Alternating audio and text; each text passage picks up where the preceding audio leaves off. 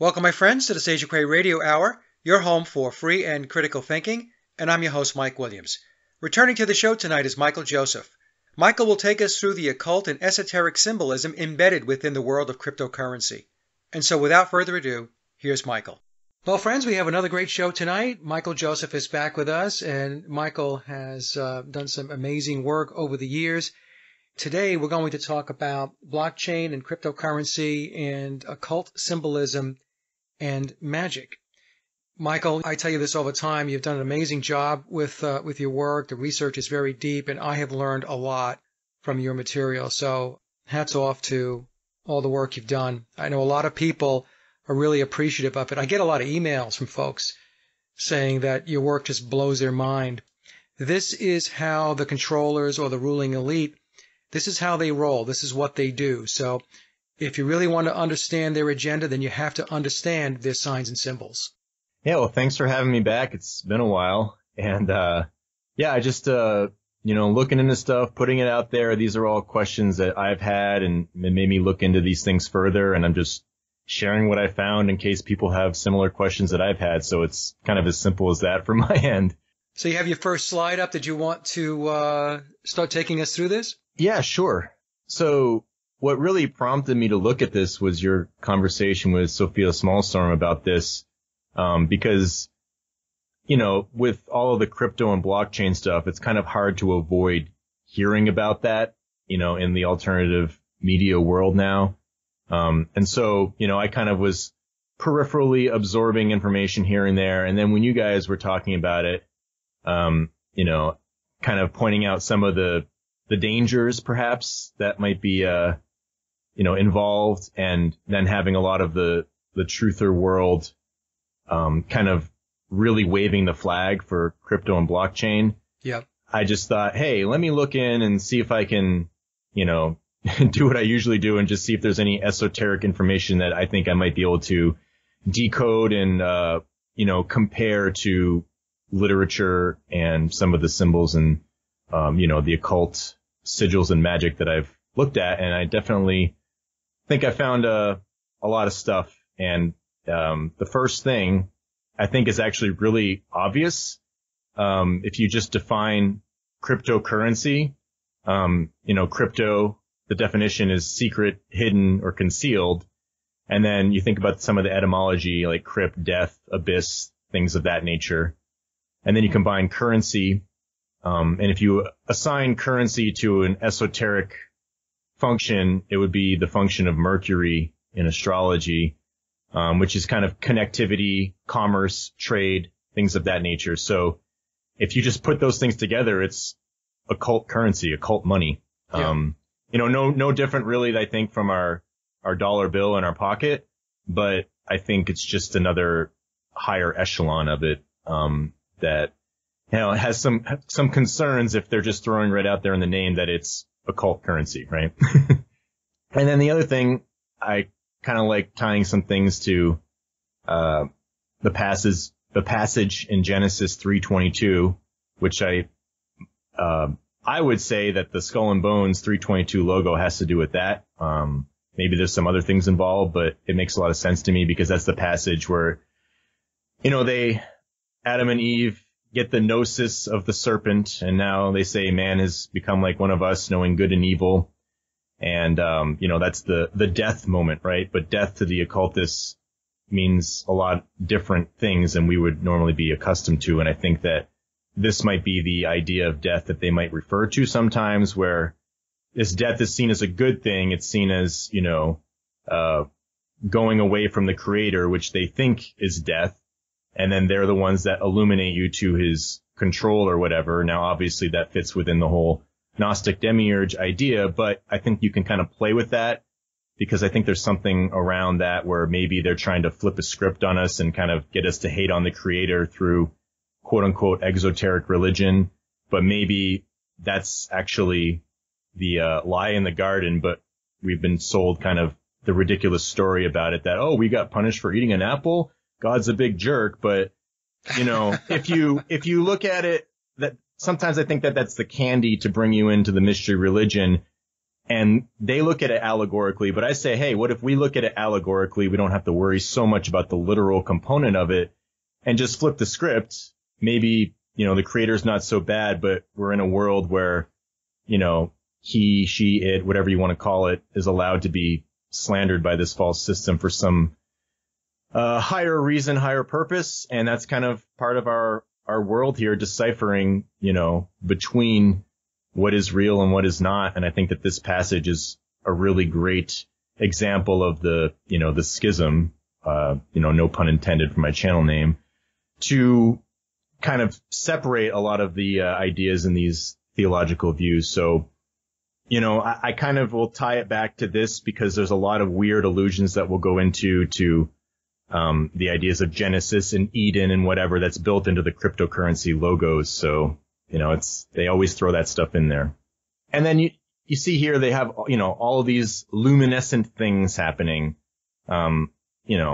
Obviously that's just marketing and stuff like that. You make things look high tech and futuristic. It's going to invoke something in people. But I think that this gnosis or illumination in the garden, that is their understanding of all of this illumination aspects in a lot of their logos and whatnot. So, can move on to the next one. And this is what kind of, got me thinking a lot about this with the idea of the Knights Templar. And, if you read a lot of these esoteric doctrines, Albert Pike, Madame Blavatsky, they think that the Templars are the true Kabbalists, Gnostic, Essene occultists that, are the forefathers of their secret doctrines. But what they're known famously for is trying to infiltrate the Vatican. And at that time, the Vatican being the more Orthodox tradition. So they're trying to, pretend to be Orthodox, infiltrate, and then rule behind the scenes, like the occultists do. Their occult rule, right? Right. And so the masses get one thing, and then they're constantly going through these initiation processes, in my opinion, to put these things out there to initiate us into their mystery religion, but through very subtle increments. And I think that that's why all of these rituals can be attached to so many things that we see in world events. And we talked about this in our 9/11 discussion. So, I don't know, before I get into this, is there anything you wanted to touch upon or ask? No, this is going to be very interesting, Michael. It's like everything else. Everything is occulted. I try to explain in all of my shows that the controllers have their hands into everything. And as we spoke before the show, when I did do the show with Sophia, the point I had made was that even the blockchain and cryptocurrencies, Bitcoin and so on, these are controlled by the controllers. There's nothing that is going to be put out there that is meaningful, that is going to slip under their radar. And I think that that's very important for people to understand. So I know a lot of folks in the truth community and the alternative research community have been, like you mentioned before, waving the flag for cryptocurrency and the blockchain and so on. But I don't see it as the savior or the panacea that how others do see it that way. I mean, I don't see it that way. Yeah, and like we talked about before we started the show, technology is a tool, of course, and so it can be used in, good and bad ways, but there comes a limit, I think, where the technology becomes destructive. Transhumanist stuff and all that kind of thing. But in terms of monetary systems, you think about the idea of creating something from nothing and believing it has value, kind of like the Big Bang Theory. Right. Everything came from nothing. It seems to be pretty similar to a lot of the fiat currency ideas. And so that traces back to the Templars where, people will debate this in history, but of course the occultists view the Templars and their Gnostic theology as being, the true Templars and what they align themselves with. And then they kind of crap on what they think are false Templars. So, there's this esoteric, exoteric thing going on with it. But if we go back to, some of the symbolism surrounding them, the number 13 obviously plays a big role with the Templars. Madame Blavatsky talks about how, their leader, Jacques de Molay, was burnt at the stake in 1313 AD, even though history tells us it's 1314. But, Friday the 13th, all that stuff. The number 13 really harkens back to this idea of the Templars. Right. And so, of course, if you look at the dollar bill, there's a ton of 13s built into it, and I have them all outlined here. And I'll just say really quickly that all of these slides are from my Occult Cryptocurrency series. So it's a 7-video series, I believe, and everything that I'm talking about here is sourced from that. So you can go through it and watch if you'd like. And there's a lot on some of these slides. I won't touch upon everything, but it's just there if people want to pause and go through some of the stuff they can, or they can go watch the series. But anyway, so, tons of 13s, the arrows, the olive branches, or the leaves, the olives on the olive branches, and then, the shield has 13 stripes. The eagle itself represents the number 13 in tarot. It's because it's for the card of Scorpio, the death card. And then there's, 13 stars in the little hexagram, 13 letters in E pluribus unum, 13 layers of brick on an Annuit Queptis, 13 letters. So it's everywhere. And then, of course, the occult's idea of deity is this androgynous essence that is metaphysical. It's outside of creation. And so it's this oneness, this wholeness. So I think it's interesting that we say, in God we trust on the dollar bill, but then there's a giant 1 underneath it. I wonder if that's like a hidden illusion. I'm not sure, just speculating there, but I think it's kind of funny because 1 is so big. And then the $1 bill is the one they put most of the occult stuff on. The other ones have some esoteric things, and people can do the whole 9/11 origami thing, but this is the bill that has most of the stuff built into it. So, Michael, what does the number 13 represent to them? Well, if you think about it, the sun through the zodiac, the 12 apostles in Christ being the 13th member, and probably the most, obviously the most important amongst the 12. And so in the astrotheology understanding of the Bible, they obviously tie Jesus to the sun. So that would be 13 amongst the 12 zodiacs. So, okay. And so this all sources back to the idea of the secret doctrine of Christ and the revelation of St. John. And I think that if people want to understand this a little bit better, read Albert Pike's chapter in Morals and Dogma called The Knights Kadosh. It's chapter 30, which we'll get into in a second. But also another interesting thing is the number 13 has associations to death and resurrection, because that's the story of the Templars. Their death in 1313, and they're going to be resurrected through various Cathar prophecies, as I've covered in some of my other series. But the whole point is it's very tied to the zodiac sign of Scorpio, which is the sign of death and resurrection, death and rebirth in astrology. And so the 13th card in tarot is for that sign. So you'd have to go through some of my older work. I don't want to confuse people here, but it's basically, the idea of Christ or Hiram Abiff or Osiris in the mystery religion theology of death and resurrection. And okay. I talked all about this in the JFK talk on the Higher Side Chats.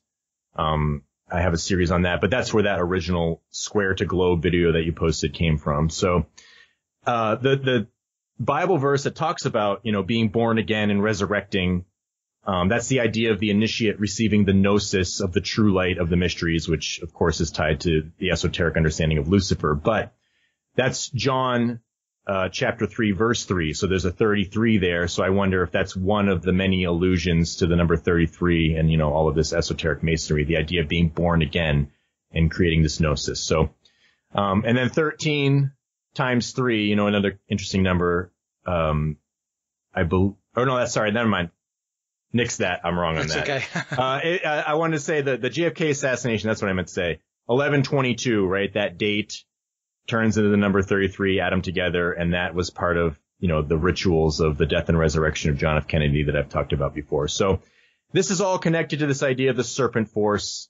And if you look at this tarot card at the bottom right, is Mercury the magician, and he has a serpent Ouroboros around him as his belt. And that is the force that you utilize in magic. It's this active principle. This is through the will in which you use that force. And it's kind of like the idea of Star Wars, the force is just something to be utilized, and the idea of balancing it and creating equilibrium of, black and white, good and evil or whatever, into this wholeness, this oneness is part of the goal of the adept. So it's all kind of tied into the idea of the Knights Templar. And then you think about their hidden doctrines and then their currency, their hidden currency and their magic surrounding it. You can kind of tie it to these ideas of cryptocurrency. And that was kind of one of the main points I wanted to emphasize early. All right. And so the next slide, like that chapter I talked about in Morals and Dogma, the whole point of that chapter, it tells the story of the Templars from Albert Pike's perspective.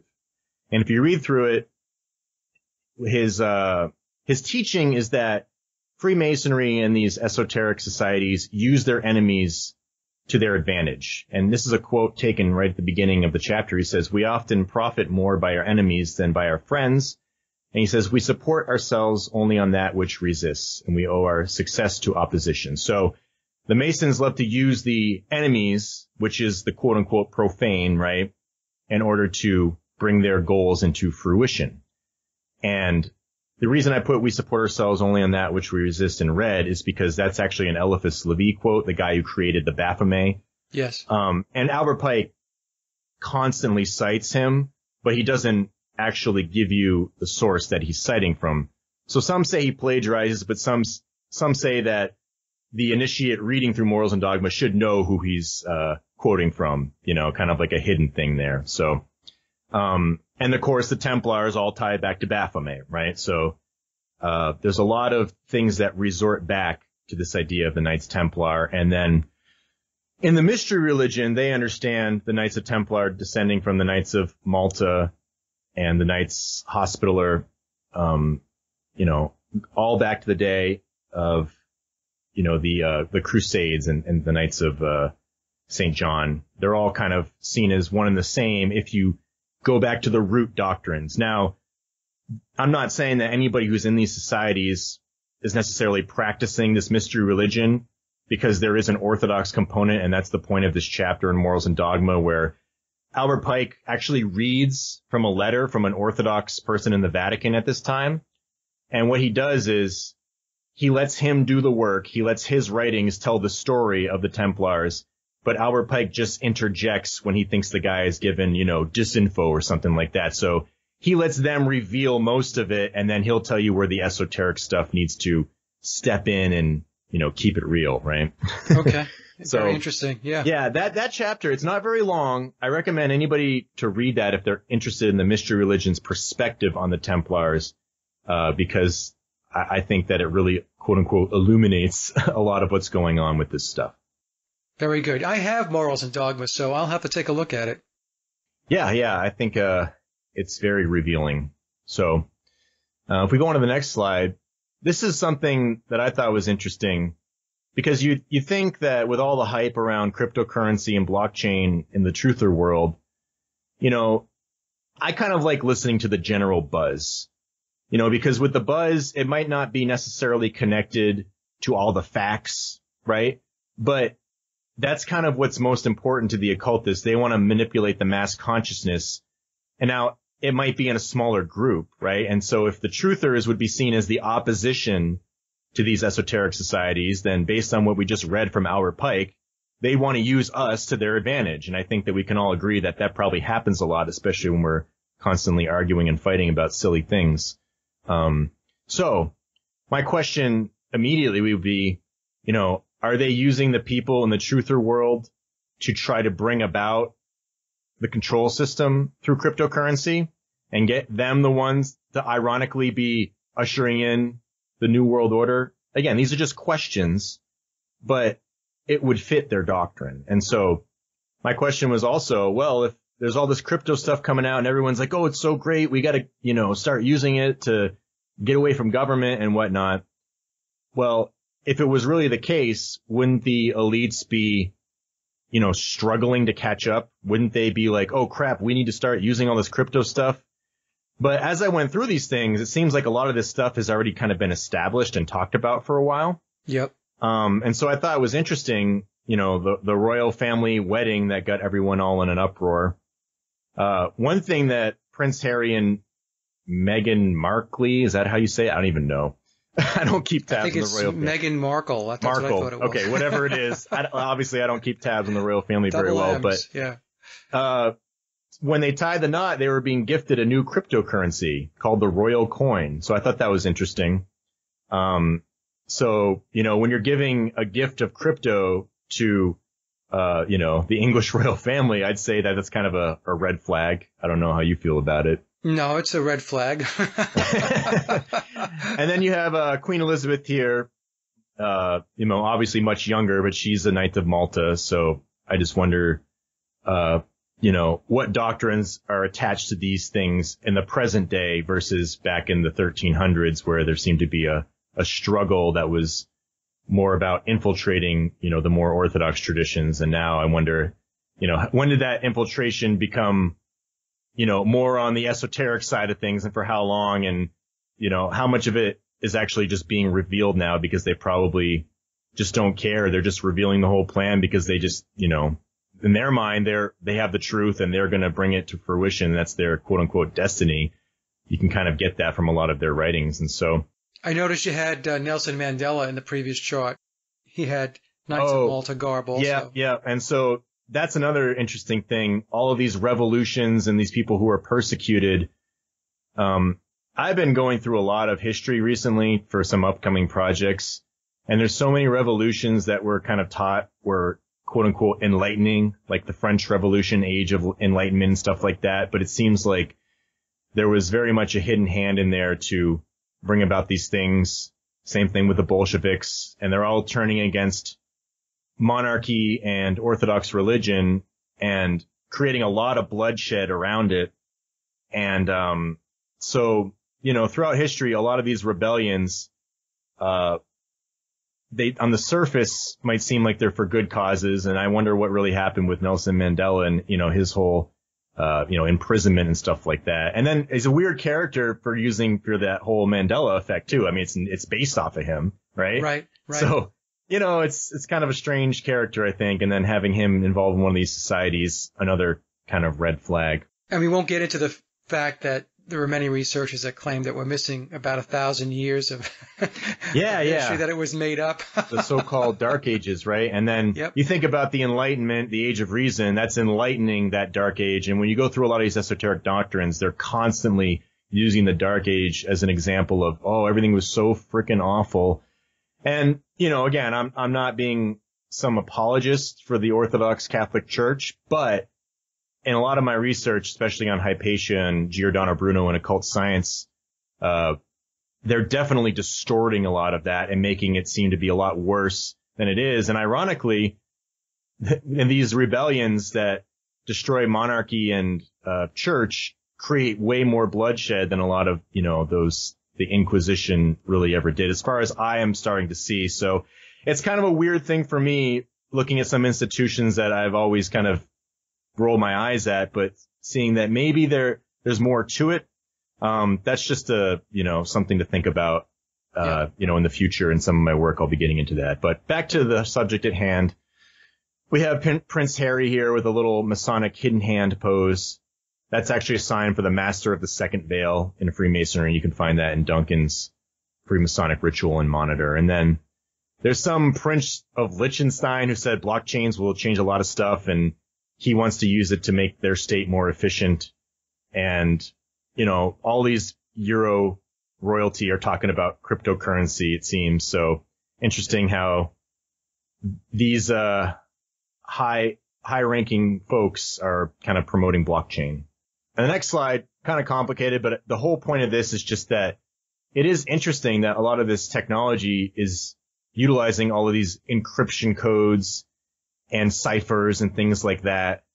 And that's the whole point of the blockchain as far as I understand it. They're trying to, crack codes and encrypt things to make things stronger, more secure. I don't know if I have that right exactly, but this goes back to the idea of cryptology, which this is the bottom right picture with all of these symbols and the numbers attached. That's from Madame Blavatsky's Secret Doctrine. Isis Unveiled. I have the pages there if you want to check them out. This chapter 8 actually is also about the Templars. This is her take on it. And so this is how they dealt with their fiat money. You know, they encrypted things, and supposedly when you get somewhere, they would decipher it, and then they'd give you the amount that you're supposed to get. So I just wonder if maybe perhaps the esoteric element to a lot of this blockchain cryptology is, you know, just like a super beefed up version of something that was started many, many moons ago. Yeah. And you can see a lot of, you know, interesting, logos with a lot of cubes. And, we're going to get into the cube later, but this diagram talks about, you know, something having no physical form, no intrinsic value, and it goes through this cryptocurrency system, and they transform it into having value. And so, you know, I'm not going to pretend I know how all that stuff works, but the point is, you know, the cryptology goes back to a lot of the Templars' ways of dealing with their money back in the day. That's a good slide, Michael. To bring it back to the idea of Malta, in that same chapter I talked about with Madame Blavatsky in Isis Unveiled Volume 2, Chapter 8, she talks about the original Templars, the super secret awesome ones, as having their roots to the number 13, where they'd meet every 13 years, 13 in number, at Malta. That's part of their ritual, I guess. And it's pretty interesting that when the Knights of Malta celebration happened for a 900-year celebration back in 2013, right? Another 13. You know, you can see a lot of these things starting to be tied together. And then there was a motifs of the Pope being the 13 member standing in the middle of Knights of Malta on either side. We'll check out that in a second. But I think it's interesting that in crypto news, they said that the largest exchange of cryptocurrency moved to the island of Malta. So pretty interesting that you're bringing that crypto technology to, you know, returning to the source, kind of. Right. And so this thing called Binance, I guess, yes, moves to Malta. And so it says, I'll just read the little thing here below. It says, Binance, the world's largest cryptocurrency exchange by volume, has announced plans to open up an office in the small Mediterranean island nation of Malta in Europe in order to start a fiat to crypto exchange. So again, are they doing an alpha and omega here, trying to tying it back to the source? I don't know. And then the Knights of Malta logo actually supposedly has cryptology built into it. And you can see the bottom right, logo with the, you know, the logo itself divided into these smaller triangles and things of that nature with hidden information into it. I actually don't know what book that is from. I think it's from some sort of occult book. It's just an image I found, so I can't really source that, but obviously, you know, that information is out there. And then the last thing I'll mention on the top left, I think it's interesting that there's a public key and a private key to these, you know, encryptions of blockchain technology and whatnot.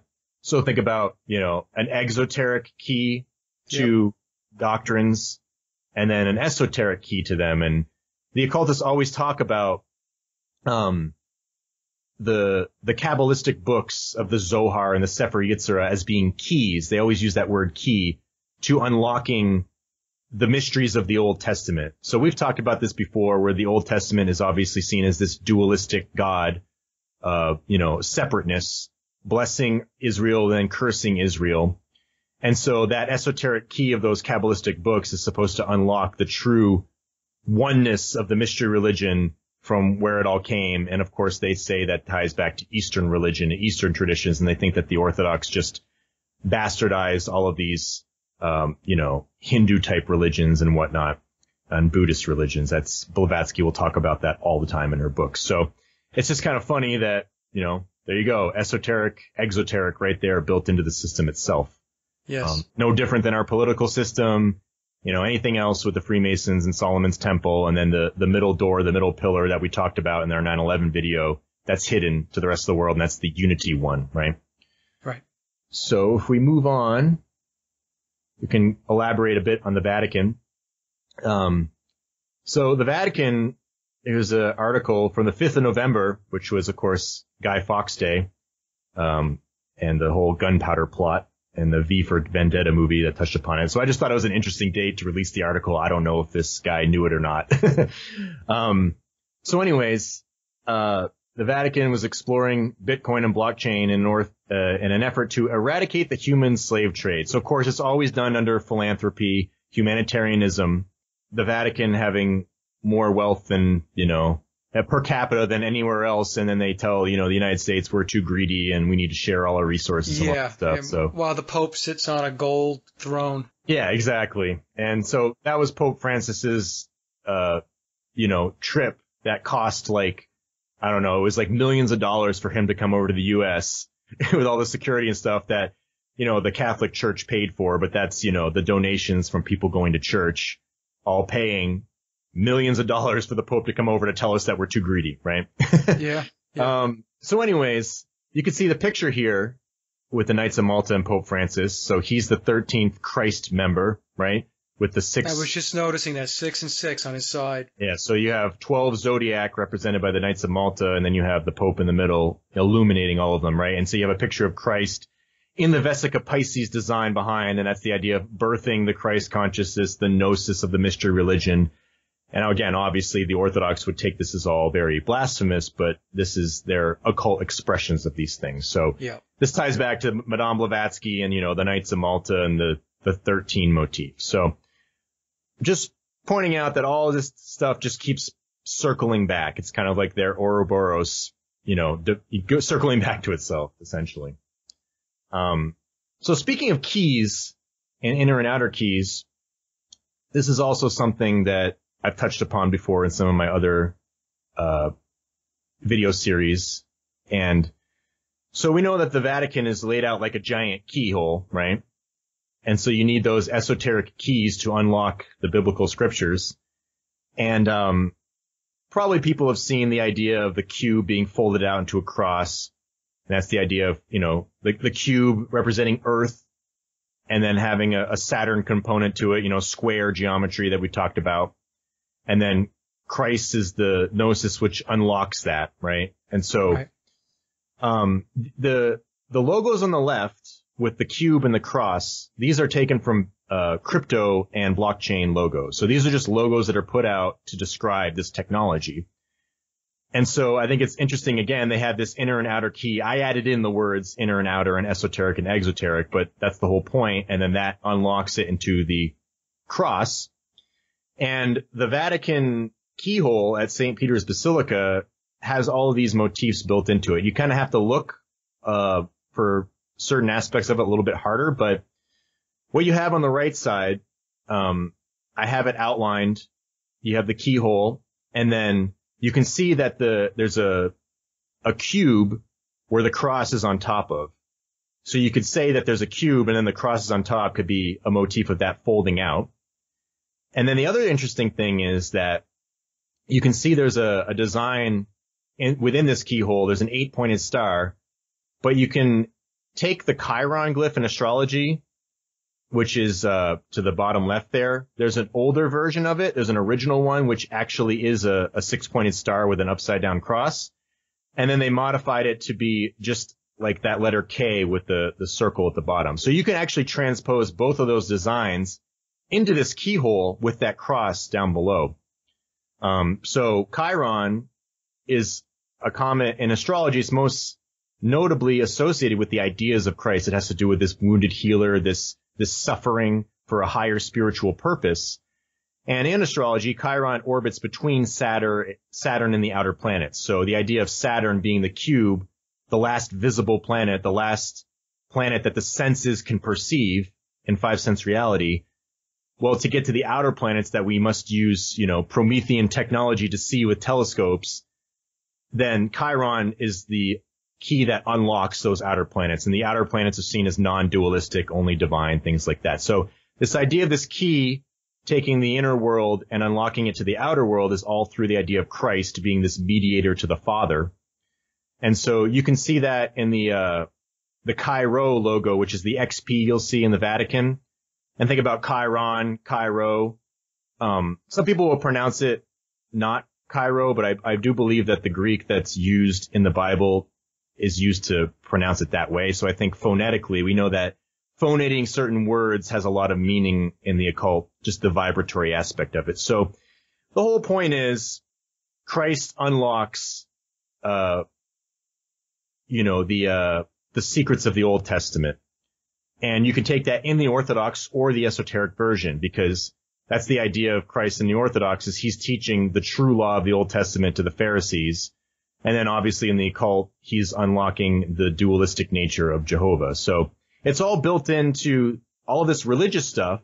So my question is, why is there all this religious stuff built into something that shouldn't be religious at all? It's just frickin' technology, right?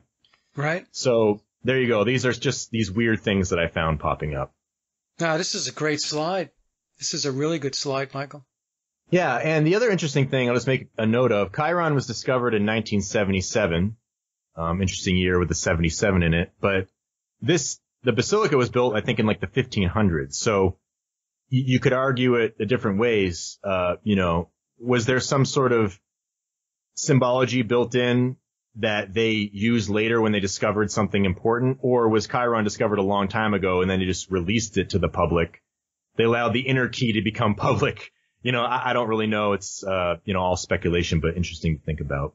Okay. So speaking of religious symbolism in blockchain and crypto logos and technology, this slide demonstrates just how much is built into so many of these bigger companies. So a lot of people have already shown this before, but back in, I forget what year it was. Back in the day, The Economist, released this magazine saying there's going to be a world currency, and they predicted 2018 was the year. And so they have this phoenix rising out of the ashes of the fiat money. And interestingly enough, they have the number 10 on the coin, and they have this line shooting through the ring. So again, the idea of Saturn expanding beyond Saturn's rings.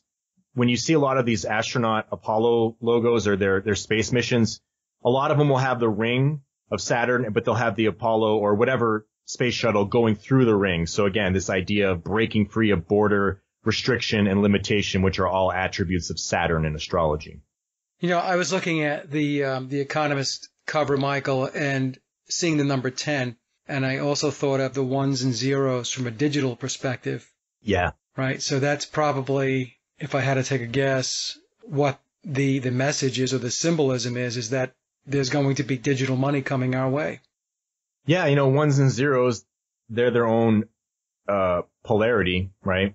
Right. Unifying them. And then you unify them into one, it's number 10. And 10 is the number of the entire Sephiroth and the Tree of Life that we kind of talked about before. So it's encompassing everything into one, right? So anyways, the other thing that's interesting, I talked about that passage in John 3:3 about being born again of the Spirit. Well, that's the nature of this tarot card you see here. It's called the Judgment card. And that's what it is. That's the death and the resurrection. So you have the people coming out of the coffin, and the child is born in between the two pillars. The two become one. And this is the initiate's gnosis moment. And so this is the phoenix rising from the ashes motif. That's what it represents. So the idea of being in death, right? You receive this gnosis that will lead you out of death. So back to Genesis 3:22, right? The knowledge of good and evil. And so just keep in mind that this card has a Hebrew letter attached to it. It's called the Hebrew letter Shin. We'll get into that because this is essentially the Steemit logo. We'll get into that a little bit later, but just remember that motif. And this, Revelation 13, right? The 13th chapter has this, motif as well. The idea of a one world government, one world currency, being attached to it. It's just crazy. I'm looking at all the different images you have there. Eden Chain, Sophia TX, Obelisk, Genesis Mining. The Logos Fund. It's unbelievable.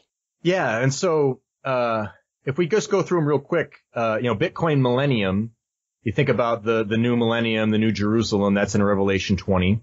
Yep. And then you have, like you said, Eden Chain. And also, if you look, it's kind of hard to see, but you'll see in the top right of that Eden Chain logo, there's the three pillars that we talked about at Daily Plaza. It's sideways, but it's there stemming from the Bitcoin logo. Yep. And so we talked about how that's connected to Daily Plaza, the World Trade Center design going up, the former Twin Towers, the triple tier design. And then also Sandy Hook Bay. Again, it's not where the Sandy Hook event took place, but they have a giant trident built into a pier out in the middle of that bay. So, look at where all these events take place. And so they always have this triple tier design. And that is that letter that I talked about, the Hebrew letter Sheen. It's a triple flamed letter. So yep. Keep that in mind. And then, obviously Sophia, the Gnostic Sophia, which is synonymous with the esoteric concept of Lucifer, according to Madame Blavatsky. I went over all this early in the Occult Science series. Of course, the obelisk, with all of these kind of the black cube or, square plane geometry behind it. And we know the obelisk is, a solar fire symbol for the active male force. And this company, Obelisk, I believe that they make crypto mining machines that you can buy. So there you go. Why did they decide that the obelisk, needs to be their logo? I don't really know. And then think about the idea of Eden mining. They have the apple here, and then it's bound by, some sort of web or, blockchain, right? But the apple is the gnosis. So if you take the idea of Saturn and restriction and limitation, the demiurge, and you apply that illumination to it, that is giving the gnosis through the concept of what Saturn is. So of course, Saturn to them is the demiurge, the Old Testament deity, the old creator. They think that that's restriction and limitation. So they want to perform this idea of equilibrium that's attached to it, where they are equal with God, right? Like Genesis. You need to be like, God wants you to not see that you're greater than him or equal to him. And that's what he's hiding from you. And so that's the whole idea of that story from the Gnostic standpoint. So what do you do when you mine in the Garden of Eden? You're digging for secrets, right? Secrets of the mystery. And so you're digging through occult doctrines. So you can kind of apply all this stuff. And then there's this thing called Genesis mining. So the same thing. You're mining in the book of Genesis for occult secrets. Just apply the allegory, and then they have this Omnia blockchain technology attached. So you think about the idea of being omniscient, one, all-seeing, and then they have a pyramid as the A of the Omnia, and they have the two pillars of the solar glyph in there. So all this sun symbolism, the two pillars, mining and Genesis, and then of course Genesis Mining is launching the first mining fund, which is called the Logos Fund. So Christ is the Logos, who, again, unlocks the secrets of the Old Testament. So it's all there. Well, for folks that are running around thinking that cryptocurrency and Bitcoin and all that stuff is free of all of this control, this chart by itself, Michael, with all of its occult symbols and meanings, should be very clear to anybody who is really serious about doing some deep research about what this is all about and who's bringing it all about. More importantly, who's bringing it all about. It's the same group of controllers, occultists, magicians that are behind this. There's no doubt about it. I mean, take a look. It says one is in Hong Kong. I mean, it's all over the world. So this is a worldwide initiative that they're rolling out. So yeah, it's interesting. A lot of this stuff comes from China. And that's what they said, that the Binance place that moved to Malta was originally from China, I believe. And of course, China is one of those places where people are talking about how they're doing the social credit score stuff. They're trying to implement all that stuff. And so, who knows what's going on with all of that? Is that part of the technology that's going to bind people into social credit score stuff? Because if you're on the blockchain and your stuff's there forever, can they seek out what you posted and hold that against you? So you posted something that was politically incorrect 5 years ago. That might be some sort of, karmic debt, quote unquote, that they find for you, and they come back and they dock you and you can't have access to certain things. I don't know. I mean, that's the nightmare scenario, but you can definitely see the potential for that. Hopefully it wouldn't come to that, but again, that's the concern. Well, I read that China is rolling it out. You're going to have a social score in China. And as Michael was saying, if you are saying something that is something a dissident might say, something that defies what the government storyline is or that the government approach to things, and you're basically perceived as being difficult or pushing back, free thinking, then you're going to get dinged. And you're going to be not allowed to engage in certain things in society. Maybe they'll hold back you getting a loan. Maybe they'll hold back you having access to jobs, as an example. This is crazy stuff. Also in China, I read that they are rolling out facial recognition technology. So that's really, in my view, really a sandbox, a playground for the New World Order, for the Illuminati, however you want to label these folks, the controllers, to start rolling out their technologies and testing it out before they roll it someplace else. Yeah, I was listening to, I think it was Jay Dyer was talking about how he read through Rockefeller's, I think his autobiography, the one that said, I'm proud of being part of the New World Order cabal or whatever. And right. I think he was like praising Mao's China and was like all about that model or something like that. I think that's what he said when he wrote it. So, something about China as a blueprint or a model, I think that, people have been saying this for a long time. And I think that, is it Max Egan? I think he talks a lot about this social credit score stuff. I think I've heard him in a few talks talking about that. I think Max has spoken about it. Yeah, maybe checking out some of his stuff might help people expand on that if they want. But the last thing I'll mention is we have the Steemit logo in the middle at the far right. And so you see the three pillar kind of thing going on there, or like the triple flame. And that's exactly what that letter is in that judgment card I talked about, the Hebrew letter Sheen, the triple flamed letter of the Holy Spirit. Yeah. So anyways, now we can think about the idea of blockchain, right? We divided up crypto and currency in an esoteric sense, so let's do it with blockchain. And, obviously think of the block. We've been over this a lot, the idea of the square in Freemasonry, plain, flat geometry that's based in the earth, material world, five-sense reality, and of course that represents the profane if they don't have the true light of the mysteries or the spiritual compass. And this would be the Saturn lead in alchemy, transmuting this old dead doctrine into something new and illuminating it. But of course, through that illumination process, they have no problem using terror and sending you into darkness or the Negredo as part of it. And you can see that expressed in a lot of Hollywood movies like the movie The Game or Fight Club. They bring them into this terrifying moment, and that's where their illumination comes from. So you can obviously apply that to a lot of the, quote unquote terror events that go on. And then they always have some way to unify it. Obviously the twin pillars of 9/11 unified into one, but then they have these benefit concerts with these androgynous Venusian musicians uniting the world, like One Love Manchester, all that kind of stuff, So it's the same script over and over again. So then you add the chain to it, and the chain really stands out to me as the story of Prometheus Bound, because he's such a huge figure in all of this esoteric philosophy. And obviously the Rockefellers having the giant statue of Prometheus at Rockefeller Center. Now, Michael, Prometheus would be Prometheus is the Lucifer figure, the enlightening people, but he's trapped by the profane who won't understand this higher gnosis. So the liver that is, plucked out every day by the raven or the eagle or whatever bird you want to, throw in there. That is the idea of the initiate being persecuted by the masses.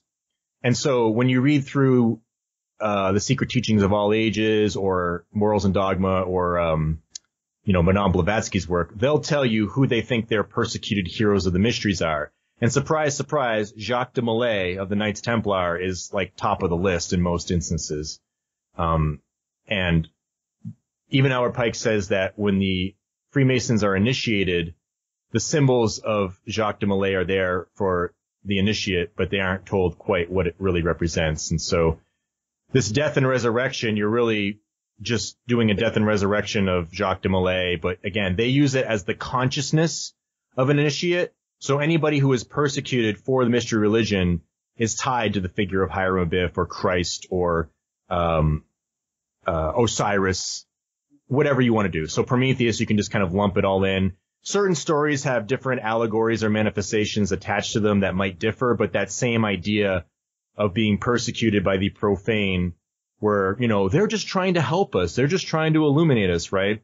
But of course, that's how a master manipulator would try to give you the Stockholm syndrome, right? And that's kind of the issue the truthers have all the time, is trying to tell people these people don't care for you, but they can't conceive that all of these nice sounding things in humanitarianism and open borders and whatever, you know, it's all just for the good of humanity, but there's a very sinister agenda behind it. So that's, to me, encapsulated in the figure of Prometheus.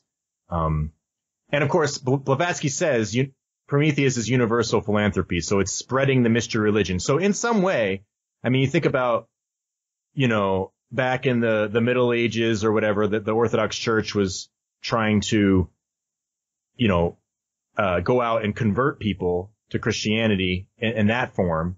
And people get so upset about that. But to me, the mystery religion is doing the same thing, but they're doing it in a much more hidden way. At least with the exoteric religions, they're telling you to your face that they're trying to convert you. Whereas the mystery religion is just hiding it everywhere, putting in movies, seeping into your subconscious. And then to me, they unlock it in certain mass events where that steers people into where they want to go with it. So, you know, again, what's the Rockefellers tied to? The United Nations Foundation. They supplied, you know, the land for them in New York City. They're so much tied to all of their philanthropy. So that's what Prometheus is, according to Blavatsky, universal philanthropy. So there you go. This divine intellect, this divine spark, this divine flame that we talked about, illuminating the darkness, or at least their version of darkness, right? So we can bring this to some examples of how it might be utilized. So here we have Prometheus at Rockefeller Center. And, you know, again, once you understand the doctrine, the symbolism isn't that difficult to derive. You have Prometheus, he's bound to the rock of matter, right? The 5 sense reality, the square. And he's bound by Saturn's ring. And if you look closely at that ring, there's all these zodiac signs. So it's this idea that you're bound to the zodiac. You'll hear this in a lot of New Age doctrines. You know, you're not your zodiac chart, you're not your body, you're infinite light, all that kind of stuff.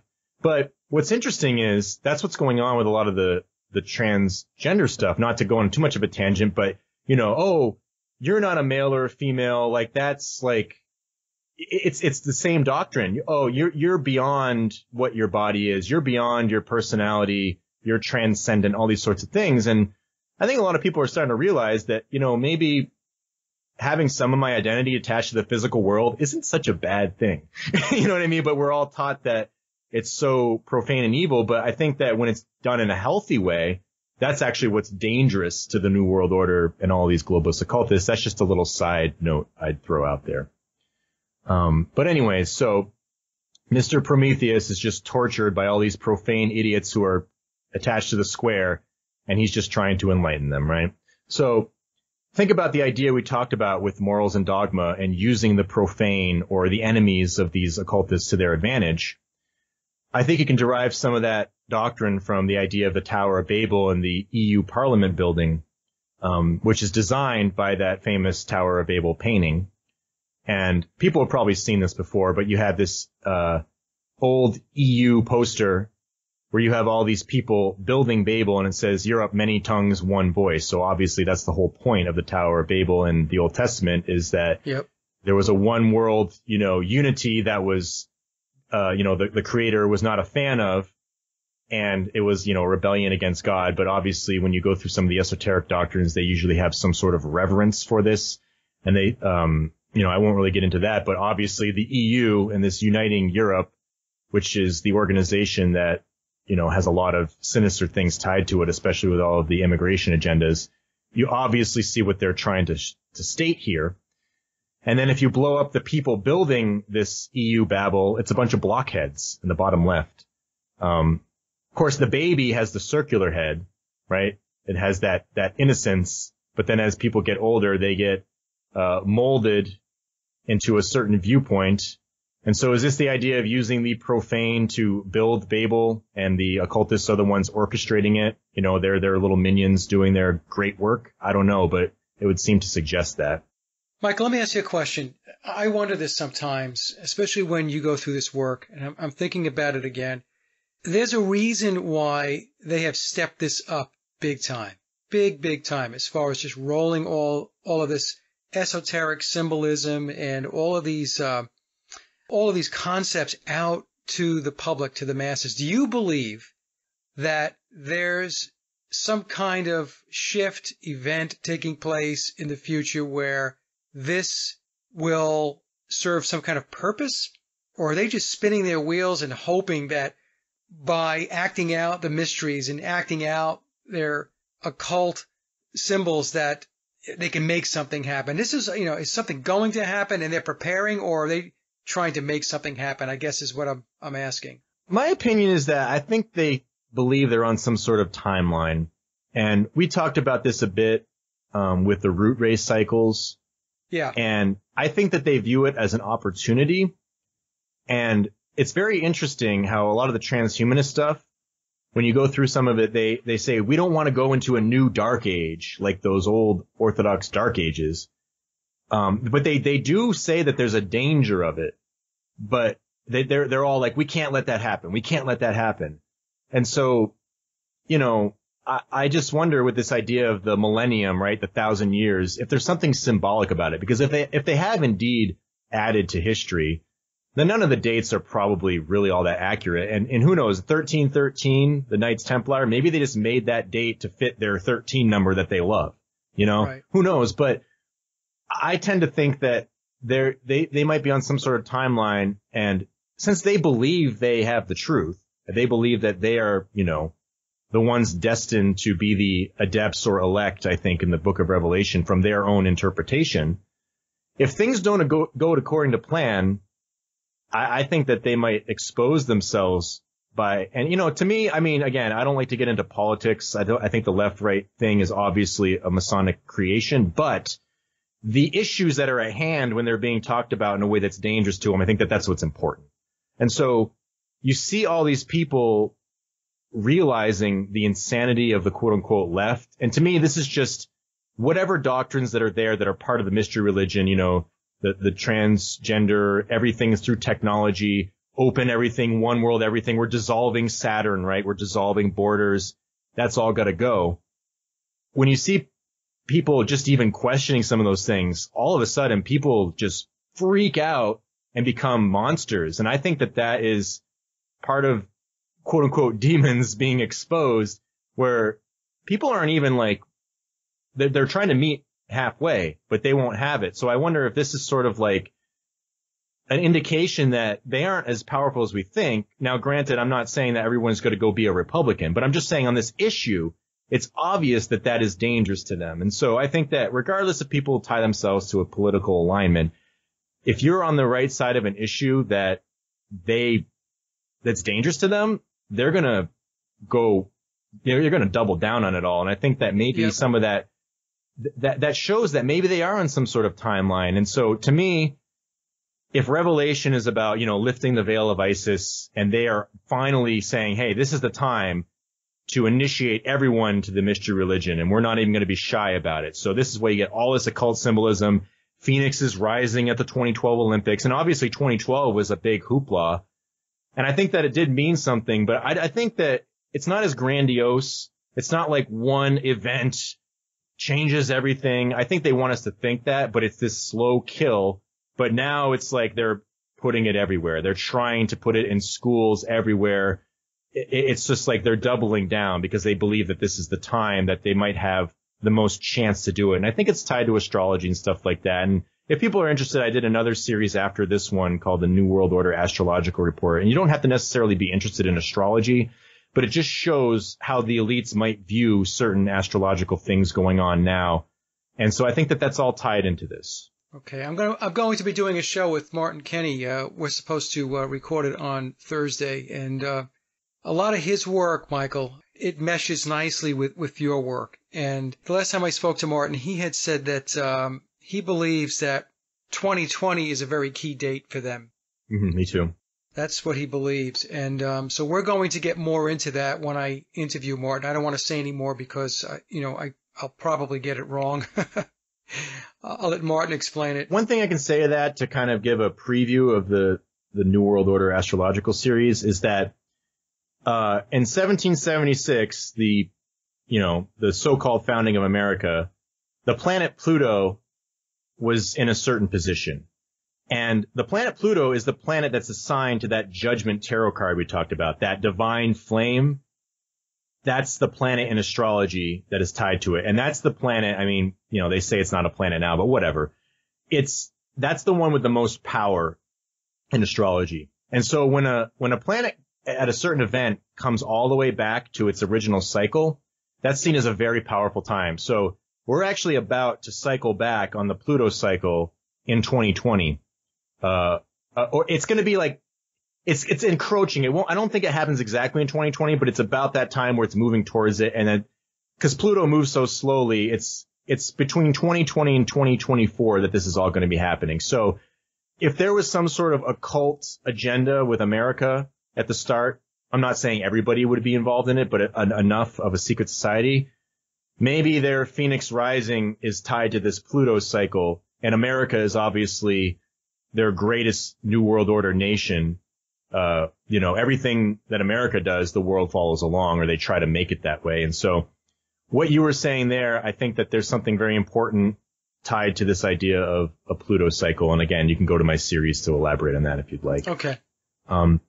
But anyways, the last thing I'll mention on this slide is that you have these black cubes, right, being chained together. So that's, you know, the idea of Saturn, but it's all being illuminated, right? So you're illuminating the darkness. So with Prometheus, he's sitting on this rock, which would represent that black cube, and bound to Saturn, but he's trying to illuminate it. So now the blockchain, you're seeing that illumination factor that's tied to it. And then, of course, you know, you just have all these logos, blockchain 2018. You know, I'm sure they'll make a blockchain 2019 logo, so I'm not saying that means anything specifically, but when you accompany that with the Economist 2018 version, who knows? And again, as much as they have control over so many things, I'm still of the mind that they're not all powerful because of their arrogance.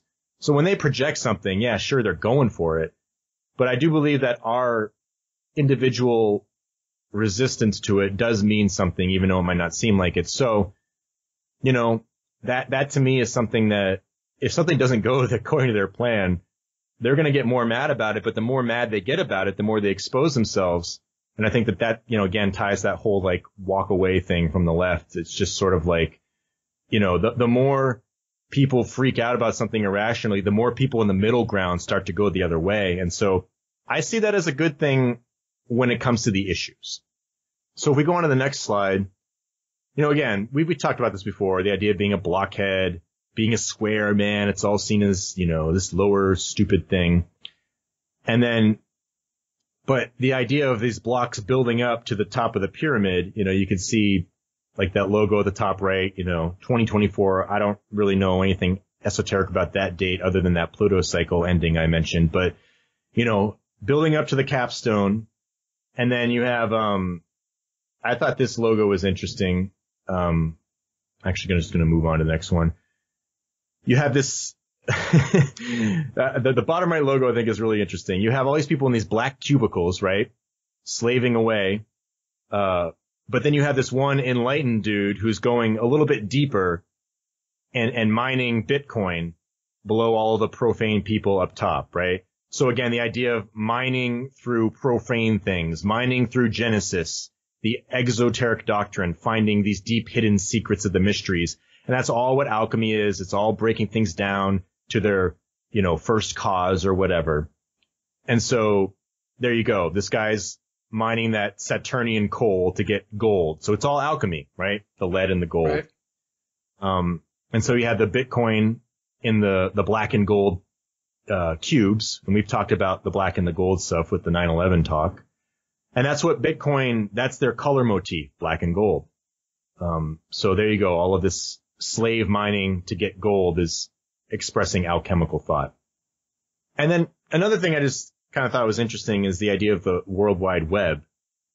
You know, it's similar to blockchain. You're binding things together, things caught in a web, things chained to one another. And, you know, having this one world unity, we're all bound to each other in some weird internet collective. You know what I mean? You could kind of see this all tied to itself. And then, of course, people have pointed out that the Hebrew letter Vav, the English letter W, U, and V are all equivalents of it. Right. So, you tie the number value to Vav, it's 6. So Vav, Vav, Vav, 666, www. Also, Monster Energy drink. Yeah. There you go. And, the number 666 is a confusing thing from what I've researched, especially in like Crowley land. But to me, just like with anything, there seems to be this exoteric understanding of it, and there's this esoteric understanding. So it all seems to be tied to this death and rebirth ritual that is constantly going on. But there's also an esoteric, exoteric idea of the web and the owl and the weaving spiders come not here that Bohemian Grove has as their motto. That motto is taken from what I understand, A Midsummer Night's Dream, which is a Shakespeare play. And of course, Shakespeare is one of the grand heroes of all this mystery religion doctrine. And people think that, Francis Bacon was actually Shakespeare. And then it's tied to the myth of Arachne and Athena or Minerva in mythology. And so the idea that Arachne wanted to challenge the gods and weave her own web, but the gods showed her. So to me, this might indicate that these occultists think that, they're the gods with their divine intellect, and if we profane try to challenge them, we're going to end up like Arachne. So weaving spiders, don't come here because we'll just destroy you with our higher intellect or knowledge or gnosis or whatever like that. And then Interesting. This is just my, my assessment. No, it's a good assessment, because I always wondered what that weaving spiders come not here, what it meant. Mm-hmm. But I mean, it seems like you connected a dot there. Yeah, it might be, I don't know, but it would be consistent. And then the idea of the owl, people are always going into this. People say it's, Moloch and stuff like that. I think that that's something that we kind of get to just say. That's not actually quite true, but it's very much propagated by the truther community. And I'm not like calling anybody out. I'm not trying to be a jerk about it. I'm just saying that maybe there's something more to that we're kind of confused on, because the owl is a dualistic symbol. For the adepts, it's wisdom. And this is why you see the owl at the Library of Congress with Minerva, right? The wisdom goddess, Sophia, Lucifer, all of those sorts of things are tied to that. It's just the gnosis or the wisdom of the mystery religion. And then for the profane, it's black magic. It's all these hedonistic, disgusting things. So I wonder if like the Alex Jones infiltration thing, we kind of got this black magic ritual for us profane masses to look at. And I'm not making a comment on Alex Jones, his complicity in it or not, but I'm just saying like maybe that was sort of staged for us to see and kind of lead us down a rabbit hole with that. And I'm not saying that there's not weird, messed up rituals that could be involved, but maybe they view it in a way that's different from us, and they probably find some sort of divine thing attached to it. I don't know. I mean, I wouldn't be surprised they're all messed up, Well, also, I read that from an occult perspective, the owl can see at night. So, in other words, it can see through the dark, right? And I do believe that Alex Jones did not make his way into Bohemian Grove by sneaking in. Yeah. I just never really bought that story. That I always, just as a side note, folks, the security there would be just unbelievable. And there's no way he was creeping through the woods and, with a knapsack or whatever. Yeah, I completely agree. Taking it in. And that comes down to two questions, though. Was he let in and he knew what was going on, or did he think he was being a hero and they just staged it for him to allow him to believe he did something great, and now he's going off on all this other crazy stuff? And an interesting movie. Have you ever seen the movie The Conspiracy? It's kind of loosely based on that. No. It's a newer movie. It's kind of like a documentary style about these guys who infiltrate an Illuminati ritual, but they're selected and they're actually ended up being part of the ritual without knowing it. But there's a guy who pretends to be a defector and he lets him in. I recommend anybody watch that, because I think it's a really great movie and it's really well done. It's just called The Conspiracy. If you look at the cover, it's a guy holding a bull mask. It's from 2010, something like that, I think. Huh, I'll watch that tonight. Yeah, it's a pretty good one. So anyways, I just figured I'd touch upon that because, and the last thing is the UN logo. I mean, people will talk all about the whole flat Earth map thing, but, there's kind of like this web design around the world, and it's 33 sections, and obviously targeting the north. And like you talked about, the owl seeing in darkness, the north being the direction in darkness in Freemasonry, that's all, darkness, ignorance, Saturn. When they talk about the profane, ignorance is their favorite description of that. And so what do? They illuminate the darkness, or at least allegedly. And so now in the next slide, They want to give us this free, decentralized world Wi-Fi where we're just all connected, and surprise, surprise, it's powered by blockchain. And then you see the as above, so below logo with the sun glyph motif in there. So I thought that was pretty interesting with the World Wide Web being now connected to blockchain. So anyways, we talked a little bit about the alchemy with the black and the gold. So I wanted to bring that to Bitcoin. And because Bitcoin is like the number one crypto, right? And it is one that people are kind of espousing a lot. Now, there have been critics of it saying, oh, Bitcoin is the establishment's crypto, but we can use other cryptos. This is just kind of stuff I hear because I'm not really all that into crypto, but, peripherally, you'll always hear these things. So this has a lot of ties, I think, with the Bitcoin logo to actually the Twin Towers, and I'll explain it here. If we look at the bottom left, we can see we have a B and then two pillars, and then we have a figure eight, infinity sign. And you also have, in cryptography, we trust, right? In crypto things and Knights Templar type, actions, we trust, right? And that ties back to the dollar bill with the one in God we trust. And then we have a couple pentagrams on it, and then, if we look to the top left tarot card, the Magician, we could see a lot of these motifs. Granted, they're a little bit more esoteric. So, I have a little, blue text box, and it talks about this card being tied to the planet Mercury. And in astrology, Mercury is the most air planet. It works on the mental plane. It's about, it doesn't have emotion. It's neutral. So this is like the idea of communication, money, things like that. There's no emotion attached to just money itself.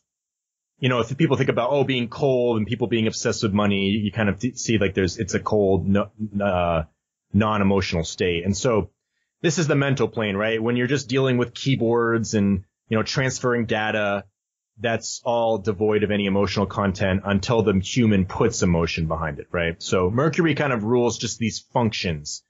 And so, this is also attached to the idea of the magician, right? And he's manipulating will and the mental plane and consciousness. So how we perceive things kind of starts in the mental plane. We can be duped into thinking something sounds intellectual if we just kind of have a magic act placed on us, and things like that. And so, Mercury rules the sign of Gemini. And so Gemini is an air sign, and obviously Gemini is the two twins, right? The two pillars. And so we have the two pillars on Bitcoin, logo, and then we have the as above, so below with the magician, pointing up and then pointing below. And that's what that infinity sign is. It's connecting the above and the below in harmony and unison. And you can see that logo, the infinity logo, right above the magician's head. So that's what he's using, that knowledge. And so you see that same logo, the infinity, on the Bitcoin. And then lastly, like I said, every tarot card has a Hebrew letter associated to it. And the Hebrew letter associated to the magician card is the Hebrew letter Bet. And Bet in English is equivalent to the letter B. So there you go, a B.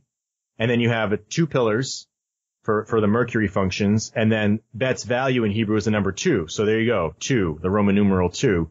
So esoterically, all this stuff is built into it. It's kind of like its own tarot card, but unless you understood these correspondences, you wouldn't know. But it performs all the same functions, right? Currency, exchange, and then this esoteric, manipulation of consciousness. And then lastly, if you associate that to the Twin Towers, right?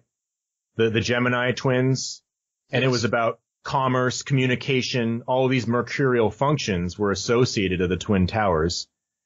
And then, of course, they had this world aspect to it where it was for the entire world, communication, the entire world. So if they're trying to bring this crypto to the entire world, you can kind of connect a lot of these things. And then you have the World Bitcoin Trader logo, where you can see there's an above and a below thing with that serpent force, the tail, right? The eating itself like the Ouroboros, just like the belt on the magician, that serpent force devouring itself.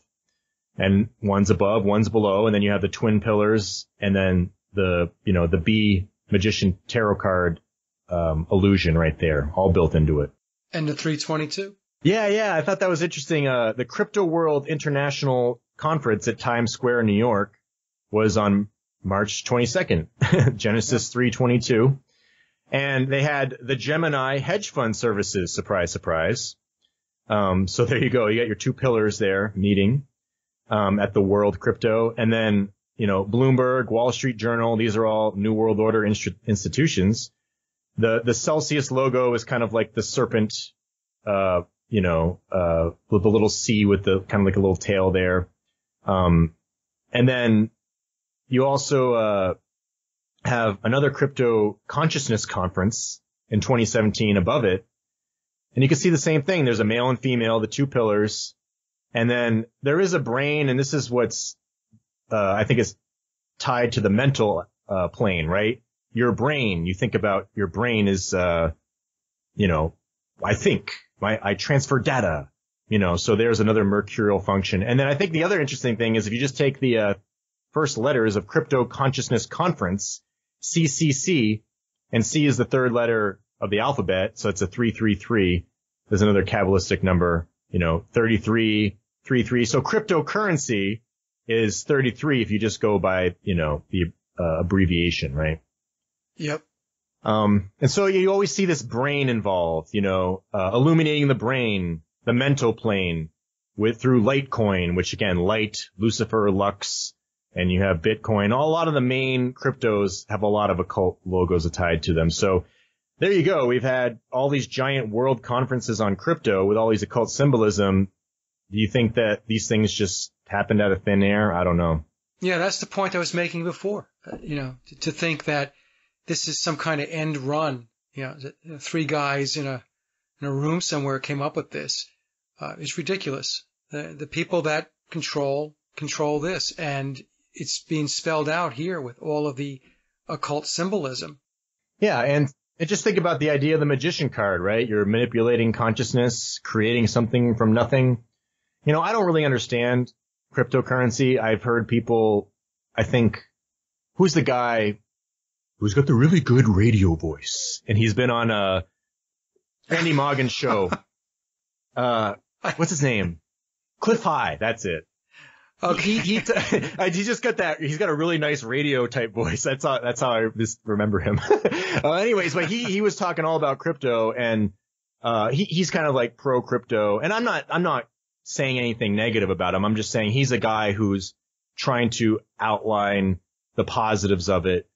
And for me, I just don't get it. I don't understand it. Maybe because I'm stupid. But I never understood finance anyways. So I'm going to kind of withdraw from the argument, but it's kind of a strange thing to be still having the same argument about what's the actual physical value, what's the physical square, nature that's tied to it. But you think about the occultists, well, the physical world doesn't matter because that's profane. So who gives a shit? I think that might be the viewpoint of a lot of this fiat stuff. But of course, Is that just an excuse for manipulation? Yeah, I don't want to get into the good or bad discussion either, Michael.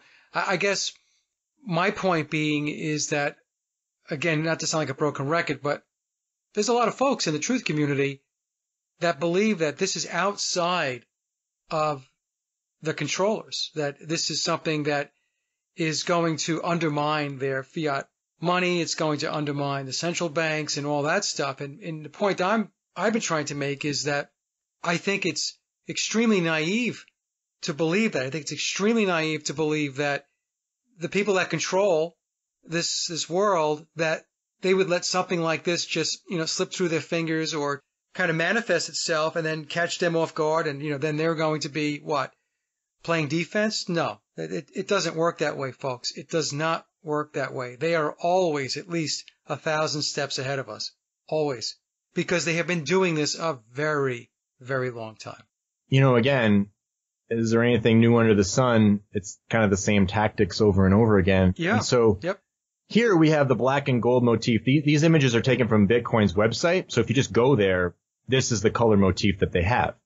And we've talked all about the idea of black and gold used in alchemy, which we'll review upon in a second. But, you have, the sickle, right? Where you use the profane, nature. You descend into darkness. That's part of the alchemy. But you find that spiritual goal to release that quote unquote divine spark, that sheen flame that we talked about. That's one of the aspects of alchemical ritual. There's others, but that's a main theme.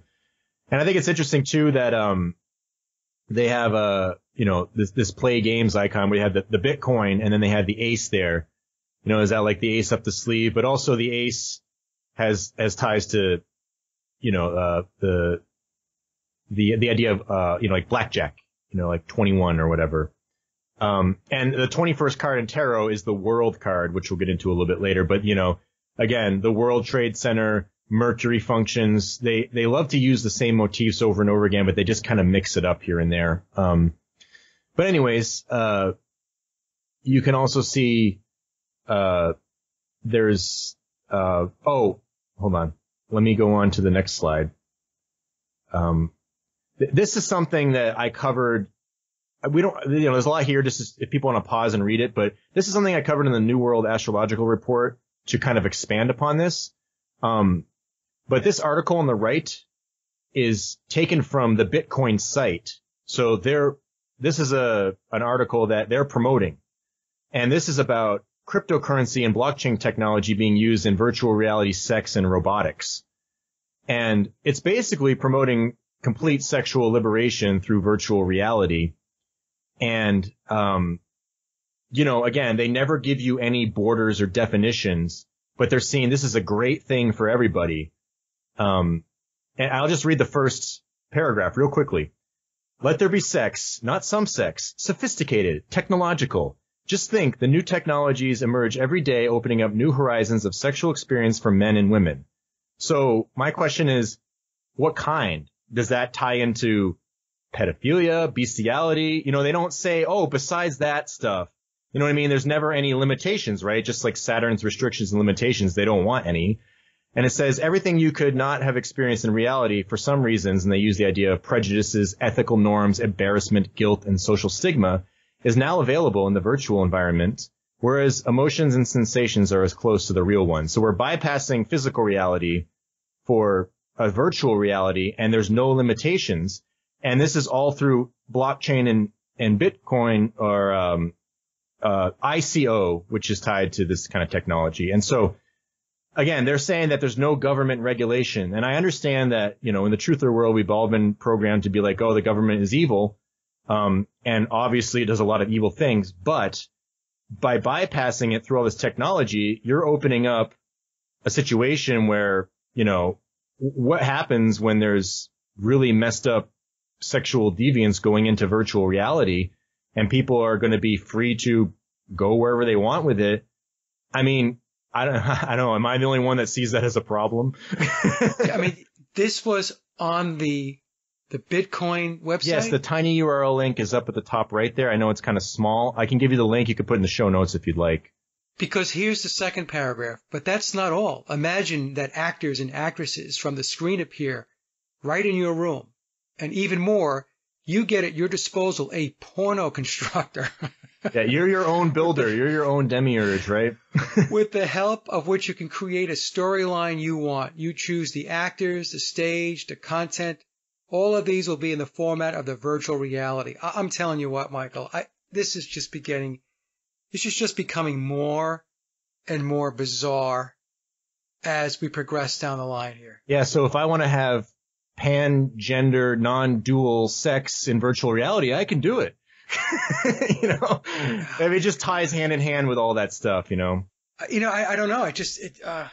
Anyway, I don't want to, I can go on all night about this. This is just it's so deviant. I mean, it really is. I'm sorry, folks. I mean, if this is like, if you think this is great, I don't think it's great. I really don't think. I think we have drifted so far from the mothership, especially with regard to sex, that it's really not even funny. And this is just taking it to a whole nother level. It's just unbelievable. I agree. And that's ironic that all of these liberation theologies that they give us are actually moving towards more enslavement. I think that a lot of people are starting to understand that. And, as much as it's uncool to think about traditional family values, I think people are starting to see that that's something that prevents all out hell on earth, whether you agree with it or not, Yeah. But anyways, the other thing I wanted to mention we can tie it back to good old Mr. Aleister Crowley. This is what I kind of was thinking about when, he's got those Aeons, the Aeon of Isis and Osiris and Horus. And I kind of realized that we really are in this Aeon of Horus as he describes it. So I have one quote here from the Confessions of Aleister Crowley, chapter 49. He says that in the Aeon of Horus, which is the child, right, just like that child in the judgment card being born, the child is not merely a symbol of growth, but of complete moral independence and innocence. We may then expect the new Aeon to release mankind from its pretense of altruism, its obsession of fear, and its consciousness of sin. So thinking about things in a moral way and the idea of something being sin or just wrong, let's just say, well, the child doesn't know right from wrong, and that will release mankind from this fear, or, fear is an attribute of Saturn, right? Restrictions and limitations. And think about what we have going on right now. It's just a bunch of children. You have to call me whatever pronoun. I get to be whatever I want. I can be, a transgender frog if I want to be. Like, it's just childish behavior. Everyone is a fucking child. And no one, there's no sense of morality or right and wrong, right? They've eliminated those two pillars. Now, granted, I do think a lot of things have gray area, but I do think that there is a good and an evil, but that's not what the occultists think. And so here we have this Aeon of Horus, just a bunch of children demanding that they somehow have a right to all of these things when they haven't done any, proper work or discipline to get them. And that's just kind of how I see it. Anything. Yeah. And so, this as Crowley's, I don't know if that's what Aleister Crowley envisioned. People can debate on that, but, you can definitely draw the parallels. And then, these can be sourced back to biblical passages. Again, it's the interpretation, right? In Matthew 18:3, he says, "Truly I say to you, unless you become converted, become like children, you will not enter the kingdom of heaven." So becoming like children in Aleister Crowley land, that probably would be how all of these sorts of esoteric occultists would view it. And then again, John 3:3, being born again, that's how you see the kingdom of God. So is the kingdom of God in their viewpoint completely devoid of restriction? And that's why I think is interesting. We're supposed to hate Saturn in the truther world. That's like, oh, Saturn is so evil and bad. But Saturn just in astrological function is limitation and restriction. If you don't have any of that, I mean, what kind of world do you have? Granted, you have to have healthy ones, but, you can just see all of these things being tied together.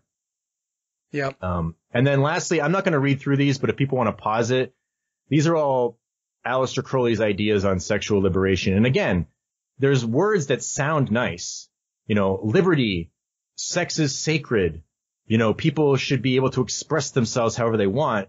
But there's a lot of dangerous stuff that's in here where it's saying that if someone interferes with somebody's sexual expression, it's an abominable crime. So again, if I want to go F a goat and somebody interferes with that, oh, dude, don't get in the way of my sexual expression, man. You could see that mindset. And this is what I don't understand about how people will look at these things when things are so broad and so vague and they don't have any definition, any Saturnian structure to them. That's how people get away with things. That's why the law is always ambiguous. That's why we have all these YouTube censorship. It's like, oh, hate crime or hate speech, community guidelines. They don't actually define any of these things. And that's how they get people. They make them sound nice and righteous and liberating in these macro concepts, but there's no actual structure or actual way of laying it out, I tell you, old Aleister was very twisted. He really was. And he's put up on a pedestal. He has become a pop culture icon. He permeates the music and the entertainment industries. And a lot of people don't know that he couldn't kick his heroin addiction. He died a heroin addict. And he was into all kinds of just sordid stuff. I'm telling you, folks, do your research. Yeah, and the other thing is, people will say, well, oh, that's not what he meant, or that's not what, it should be meant by it. I'm like, okay, that's fine. But when things, again, are so ambiguous, to me, there's a natural tendency based on humans' messed up nature that is that going to be the logical conclusion without some sort of restriction or law or definition to it, Yeah, let me just hold on one second, Michael. Let me just pull something up here. I just want to give a reference to the. So For anyone who's interested in reading what I believe to be a very good book about Aleister Crowley, it's called Aleister Crowley, Magic, Rock and Roll, and the Wickedest Man in the World, and it's written by Gary, I'm probably going to pronounce Gary's last name incorrectly, Lachman or Lackman. It's a great book, and actually Gary has written a number of books that have to do with the esoteric, with mysticism and the occult. If you get a chance, I'll put this book in the description box below if you want to read. It's a very good book. He just takes it very objectively. Clearly, Gary knows a lot about the occult. Take a look at that book, and you can get some background on what Aleister Crowley was about. Yeah, and I'm one of these people that I will defend Crowley when I think people are throwing false accusation because of what he said, because I'm trying to be objective. But when there's stuff in there that's messed up, I'm going to call it for what it is, you know? And absolutely. So it's no different with anything else. But, so anyways, we could finish up on the whole black and gold alchemy theme. And, you know, again, we've talked about this where it's very interesting that Donald Trump, you know, with the Trump Tower, we have basically a bunch of black cubes creating this structure. And, you know, these are the colors of, you know, Bitcoin and whatever. And then outside of Trump Tower, you have the clock, you know, like Saturn, Father Time. And then we've talked about how he's depicted as Yaldabaoth in Gnosticism, the Demiurge on the Judgment Tarot card. Again, that Judgment card that's so important to a lot of these mystery religion doctrines. You know, he's like the king tyrant holding humanity back from their esoteric oneness. And, you know, they have the magician card in a different motif where it's just producing 3D reality under the Trump presidency, where it's all about, you know, the 3D world, not higher dimensions. And so, you know, again, whatever you think about Trump, it's just that there's something going on here esoterically with him that is involved in this. And again, are we collectively able to choose the black and the gold? But we need to define what the black and the gold is. And I think that is kind of the issue here. And so I think that there's just a lot of very interesting symbolism that goes into all of this. And then the last thing, you know, again, we've tied this before, 9/11, the black and the gold, you know, the former twin pillars of duality are now this black and gold water motif going into the black cube, and they use Islam, you know, the black and gold cube to link them together. But again, we talked about this, that the occultists love to illuminate the darkness. So we see the Mac cube with the apple, the Gnosis apple, right? The Eden apple with the bite taken out, indicating, you know, the illumination Gnosis of the Gnostics. That illuminates the cube. So technology, of course, is Promethean. Promethean intellect gives technology. All of these forward-thinking revolutionary scientists are creating all this technology that we're constantly told, you know, all the problems of humanity needs to be solved by technology. Technology, technology, technology. So again, the classic allegory of Prometheus, if you want to strip out even the esoteric stuff, is it's giving technology to man. The idea of, mankind discovering fire, and that created all this technology. That's just obviously tied to this. So you can see them reflecting that in, you know, Apple computers. So anyways, we'll wrap it up here and just get into the idea of that flame that illuminates the darkness that we just talked about. And I wanted to talk about it in relationship to Steemit. Now again, I'm not saying people should or shouldn't use Steemit. I'm just saying that there's interesting occult logos tied to it. So there's a lot of stuff here, but this is just all tied to this divine Hebrew letter Shin, which is the triple flame letter of God. So obviously in, you know, Hebrew religion, they use it because all of the letters have number values. This isn't an esoteric or orthodox thing. It's just part of the tradition and the system. And so I'm not saying because somebody uses this triple flame, that means they're, you know, some manipulating occultist. It's just built into the religion. And obviously there's two different ways to look at it. Probably a lot of shades in between. But anyways, you can see at the bottom left in like Crowley Golden Dawn type sigils and magic, you have that serpent gnosis surrounding the egg to be born again. And then you have that Shin flame below the serpent. I have it circled in yellow. And then you have the 7-pointed Babylon glyph at the top pointing down. So that's the idea of this night of Pan, where you have to go into the darkness to be reborn, and Pan impregnating the Great Mother Babylon. It's all very strange stuff, but there's a lot of weird stuff tied to that in the JFK assassination, which again, if people want to listen to, they can go to my Higher Side Chats talk and series on my YouTube channel. But you can see this flame thrown into a lot of different places. You could see it in the United Nations Human Rights. Now, granted, they have a triple flame next to a double one. But if you go further to the bottom right, you have the Human Rights Foundation, which is tied to Tom Lantos, who is a very interesting dude. And they have that triple flame logo.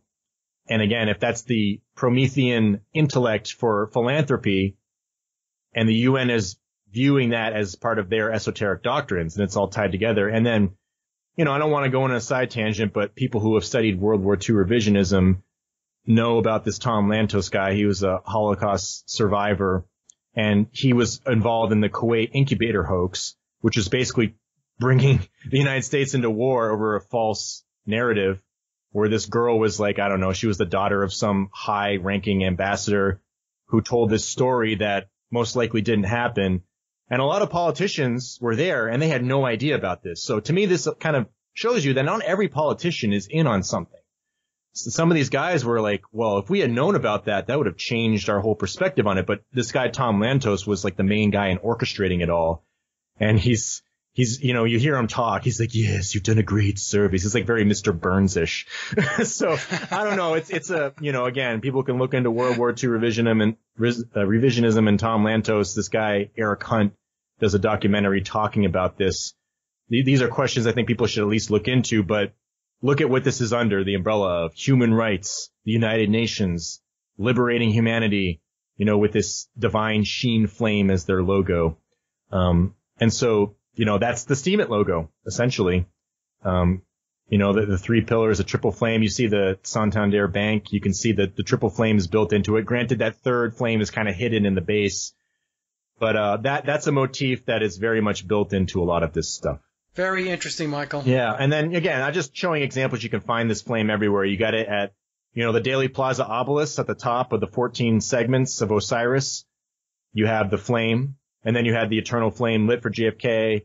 You had the eternal flame lit for that cracked sphere on 9/11, the great spherical caryatid. We talked about that. Just this divine flame is all over the place, and it's in some very strange events. And then you can see some more motifs here where, you have a steam power occult hexagram, which is very similar to the Sephiroth and the Tree of Life with the sheen flame at the middle, right? The solar fire active force. Yes. And then you can see, I just thought there's some interesting Steemit stuff, with like bots. You've used Steemit. It's all about these bots being involved, upvoting things. And think about like bots and followers. And then, you have this icon Steemit for dummies like me. Somebody's getting in line.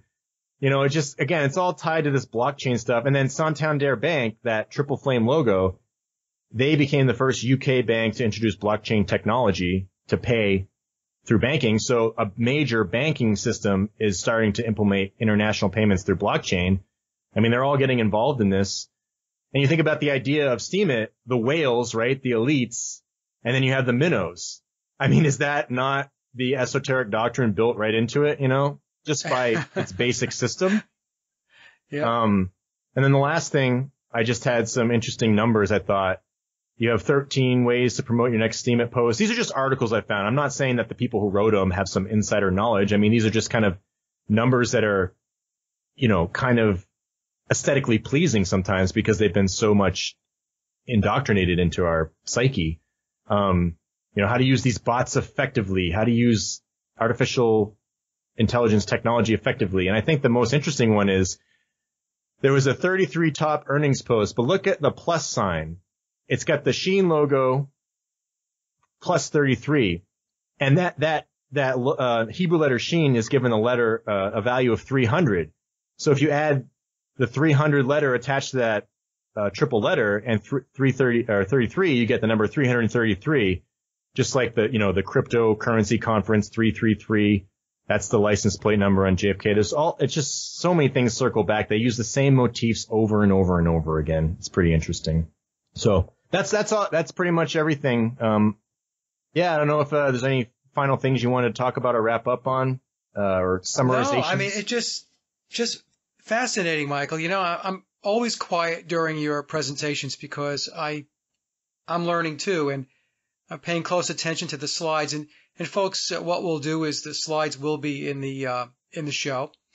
And maybe, Michael, what we can do is in the description box, we can have a link to a Dropbox or something if folks want to download the files. Are you okay with that? Sure. I'll go Okay. on.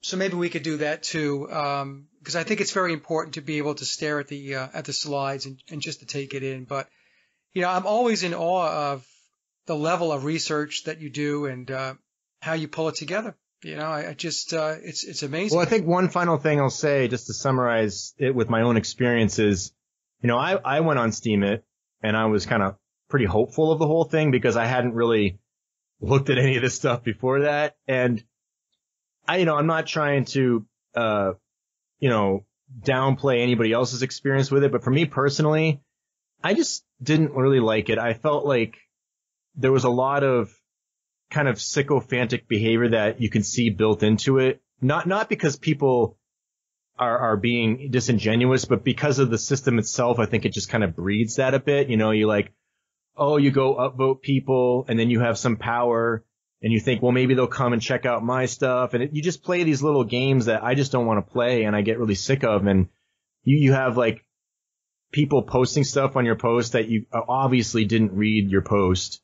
But they're, oh, great job. And you go to their channel and like, they're just spamming all of this like in the Matrix stuff, and I'm like, well, maybe they could be looking at esoteric or New World Order stuff and they don't want to be out in the open of it, or they're just trying to, reach a bunch of people to try to get them over to their side of things. And, there is kind of like this larger, I guess maybe you would call it libertarian, presence there.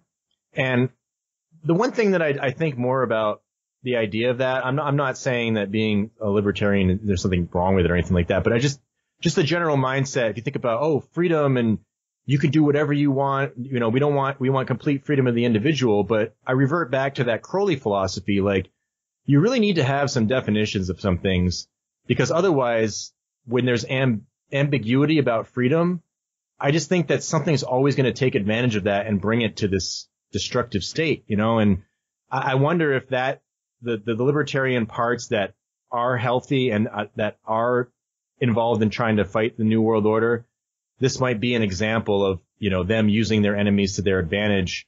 And it's just interesting that, in Freemasonry, if you read about it, they hate monarchy and they hate government. But this is in context of the old world. And so my question is, have they infiltrated the old world institutions and they've revamped it where they're in control, but they have a different way of looking at it? And I'm just wondering, is their way of looking at it actually creating things way worse than, quote unquote, more traditional view of things? But maybe there's some way we can kind of bridge the gap of still being, progressive, up to date and modern and not completely, being a Luddite, but still retaining a certain amount of healthy restriction and value that we can bring back from tradition and our ancestors, the parts that are good, the things that we've been warned against. And, I just, I wonder about that with a lot of this stuff, because for me, when you're in this kind of like free market anarcho-capitalism, kind of like there's a lot of people that are just kind of obsessed with cryptocurrency. And to me, you're kind of just worshiping the Greek god Mercury. You're just worshiping the market. And I just wonder if that's sort of this false idol that, trying to create a better system of finance and something that's more based on merit, that's a good thing. I like a lot of like what Ayn Rand writes about, but there's still something lacking there to me.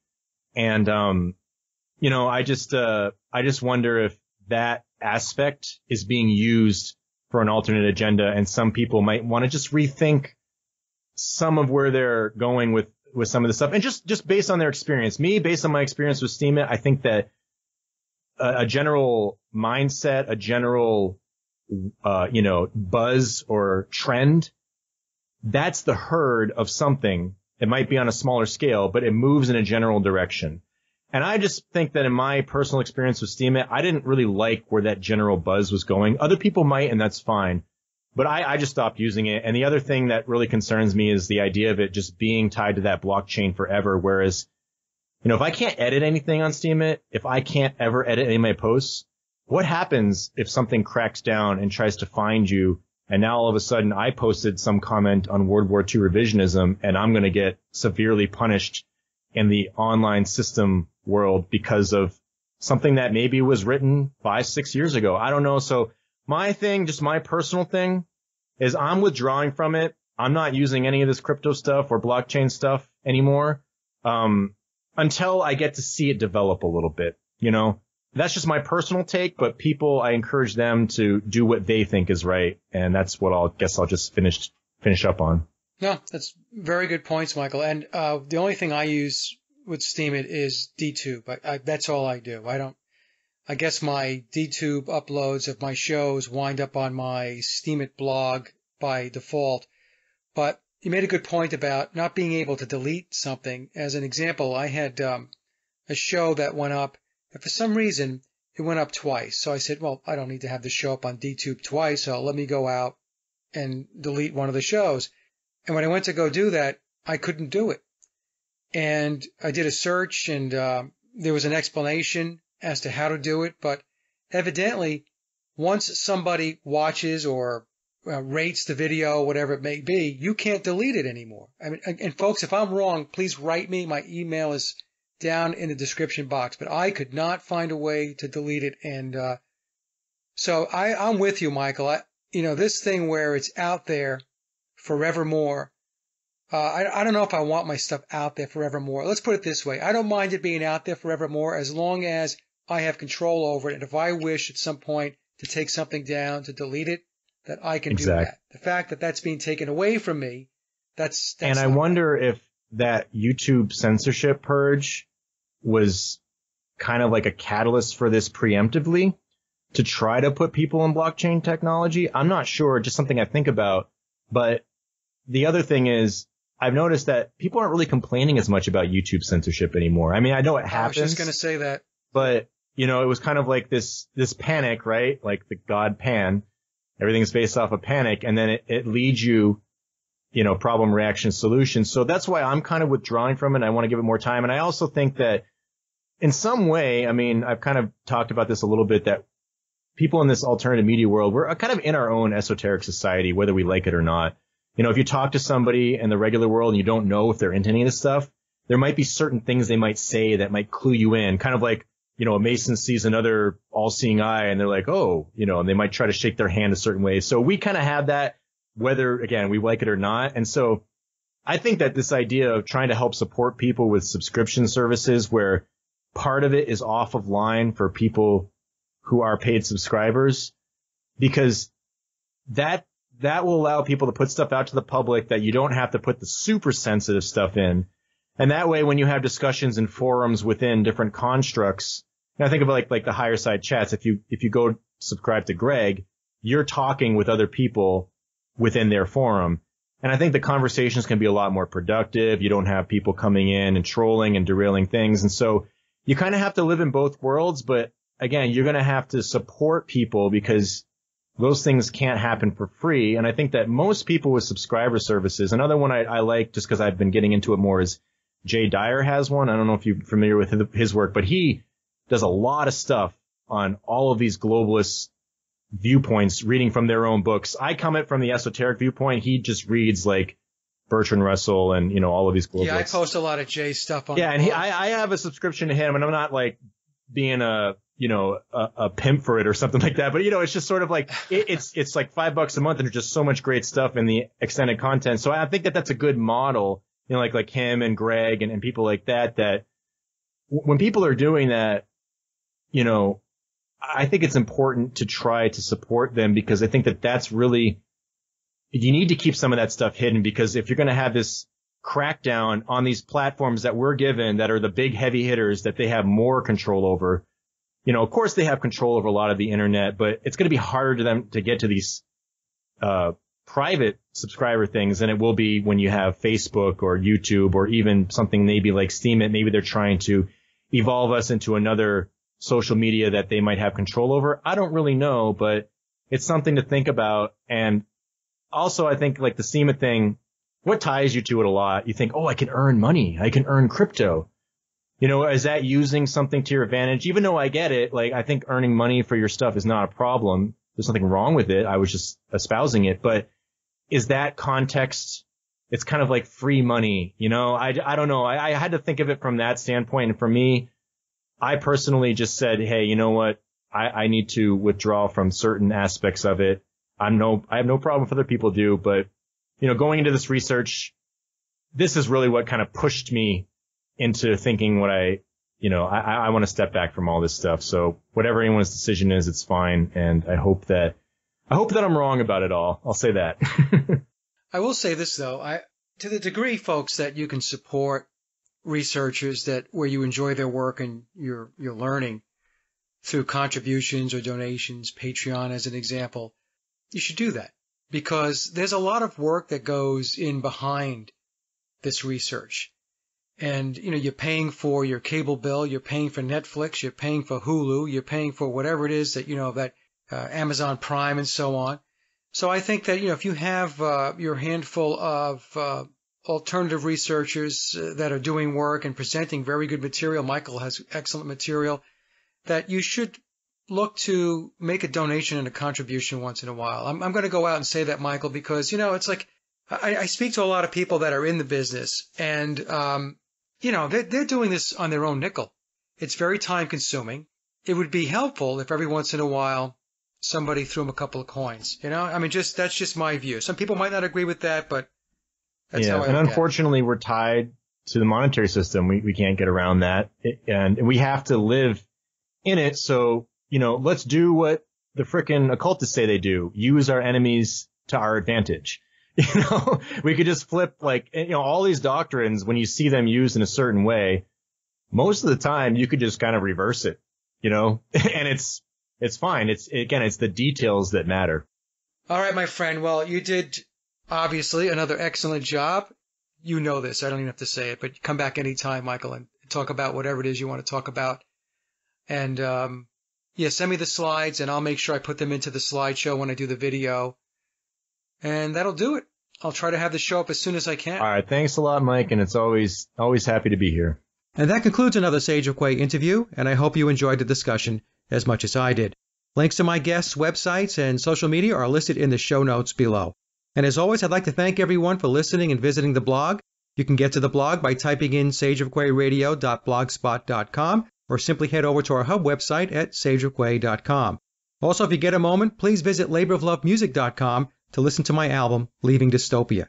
And remember, live in truth and always serve creation. It's really that simple. See everyone next week. Be safe, enjoy, and God bless.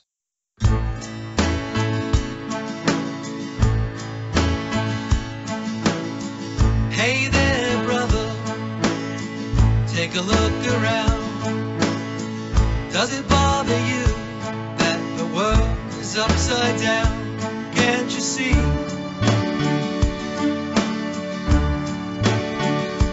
You're not free.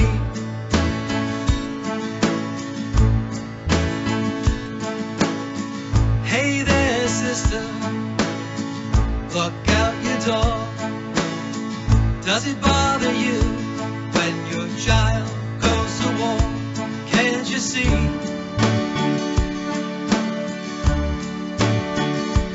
You're not free.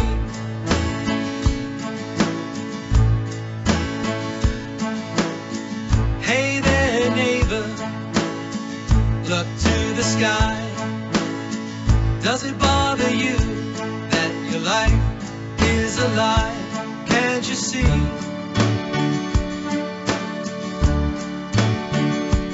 You're not free.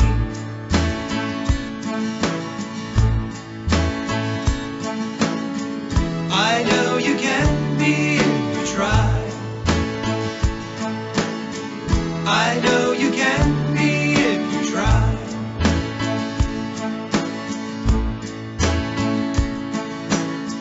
Hey there, Father, standing in the rain. Does it bother you that you never Can't you see?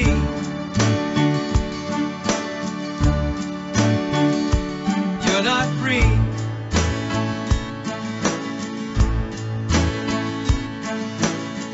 Hey there, mother, time is passing by.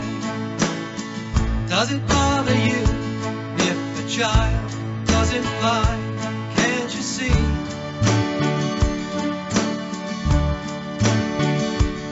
You're not free.